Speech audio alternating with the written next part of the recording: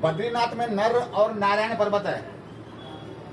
एक साइड में नर पर्वत है, एक साइड में नारायण। और यात्रा में जितनी शरीर को कष्ट मिले उतनी यात्रा सफल। आज की जो यात्रा है इसमें कुछ भी प्रॉब्लम नहीं है। 10 साल का बच्चा भी 4 धाम की यात्रा कर रहा है। क्यों? बस में नहीं जा पाएगा तो हेलीकॉप्टर तैयार है। ये जो यात्रा होती थी ना पहले की, पैदल उस समय में 60 साल 70 साल का आदमी बद्री केदार की यात्रा में जाता था।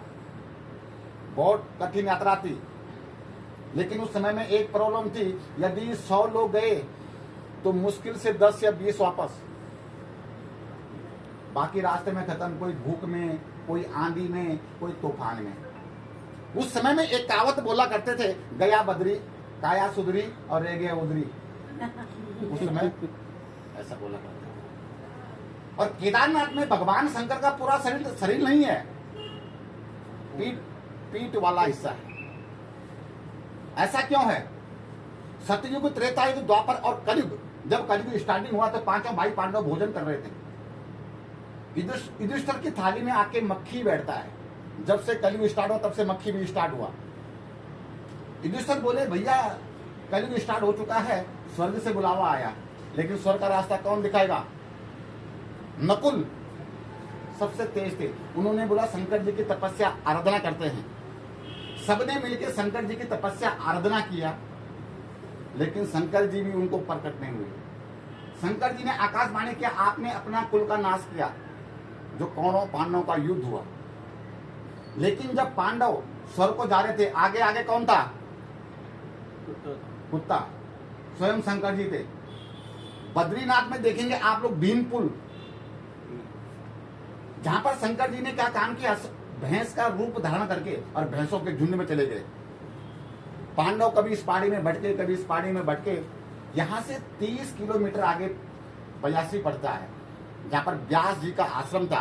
व्यास जी ने देखा शंकर जी भैंस का रूप धारण करके भैंसों के झुंड में, तो उन्होंने आकाशवाणी किया, हे पांडव, शंकर जी तो भैंस का रूप धारण कर चुके हैं और भैंसों के झुंड में हैं। तो भीम को आया गुस्सा। भीम ने क्या काम किया, एक पांव रखा उस पहाड़ी में, एक पांव इस पहाड़ी में। बाकी भाई उन भैंसों को उनके पांव के नीचे पार करते गए। एक भैंस पीछे को भागने लगी। भीम बोले, यही शंकर जी है। उनके पीछे दौड़े, वो गुफा में घुसे, उनका पूंछ पकड़ा। सर का जो हिस्सा है वो कहाँ निकला? पशुपतिनाथ, नेपाल। पीठ का हिस्सा केदारनाथ। जहां उनकी हाथ पांव भुजा है वो पंच केदार है। तुंगनाथ, मन्मेश्वर, तिनकलेश्वर, पंच बद्री, पंच केदार और पंच प्रयाग टोटल ही इस उत्तराखंड देवभूमि में है। अभी मैंने आपको बोला गढ़वाल की 3 वस्तु फेमस होती है। क्या होता है? सबसे पहला, इन पहाड़ों का जड़ी बूटी द्वारा आयुर्वेदिक मेडिसिन। आप लोगों ने सुना बाबा रामदेव जी। तो सबसे पहला आइटम होता है इस गढ़वाल का, उत्तराखंड का आयुर्वेदिक मेडिसिन।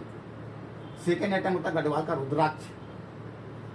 लेकिन आपको कहीं पर भी रियल रुद्राक्ष देखने को नहीं मिलता है। हर जगह में आपको बोलते हैं एक मुखी रुद्राक्ष। आप पूछेंगे कितने का है जी? कोई 5100, कोई 11,000। हम उसको बोलते हैं भद्राक्ष। जो एक मुखी रुद्राक्ष होता है वो 12 ईयर्स, 12 साल में एक पेड़ पर एक ही होता है। गंभीर सिंह केवल आपको दर्शन कराएगा, नॉट फॉर सेल। 1 रुपया देंगे नहीं मिलेगा, 1 लाख देंगे नहीं मिलेगा। डुप्लीकेट ट्रक भर के लेके जाओ, कोई बेनिफिट नहीं।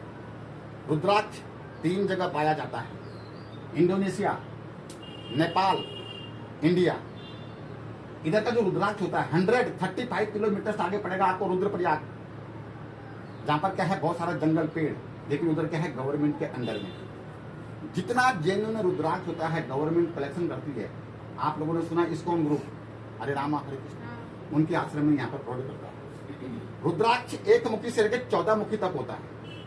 लेकिन जब मैं आप सबको 1 मुखी रुद्राक्ष का दर्शन कराऊंगा तो आप सब लोग अपने मन में 3 बार ओम नमः शिवाय का जाप अवश्य करना। तीसरा जो गढ़वाल का बेस्ट आइटम होता है, आप लोगों ने सुना देखा, हिमालय में आइस, बर्फ गिरता है। लेकिन जो कच्चा बर्फ होता है पानी बनकर गंगा में। हजारों साल जिस बर्फ को हवा, पानी, धूप ये सब नहीं मिलता है, वो पृथ्वी के हिट से बनता है स्टोन्स, जिसको हम लोग बोलते हैं स्फटिक। जिस स्पर्टी की भगवान राम ने रामेश्वरम में पूजा की थी, उसके बाद लंका पे चढ़ाई की थी।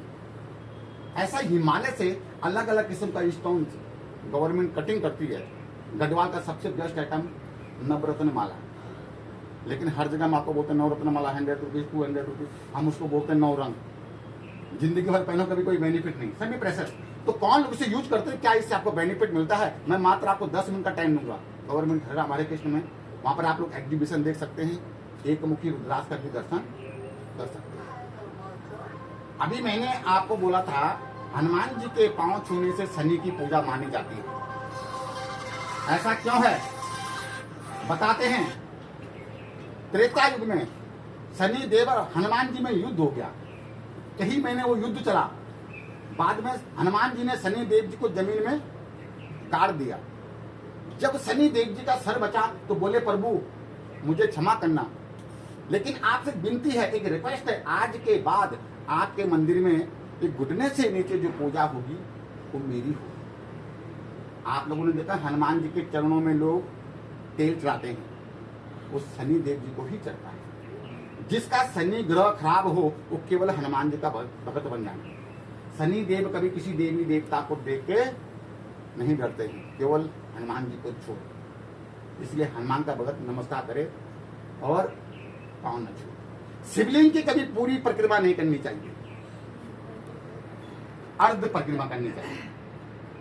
और एक चुटकुला भी है हनुमान जी के ऊपर बना रखा। एक बार हिंदू और मुसलमान में झगड़ा हो गया, किसके पीछे? हनुमान जी के पीछे। मुसलमान बोलता है हनुमान हमारा, हिंदू बोलता है तो पागल हो गया, हनुमान तो हमारा। तो हिंदू बोलता है मुसलमान के लिए, भैया तुम ये बताओ तुम्हारा हनुमान कैसा? तो देखो मुसलमान क्या बोलता है, रहमान सलमान हनुमान, तो आइए चप्पल पहनिए।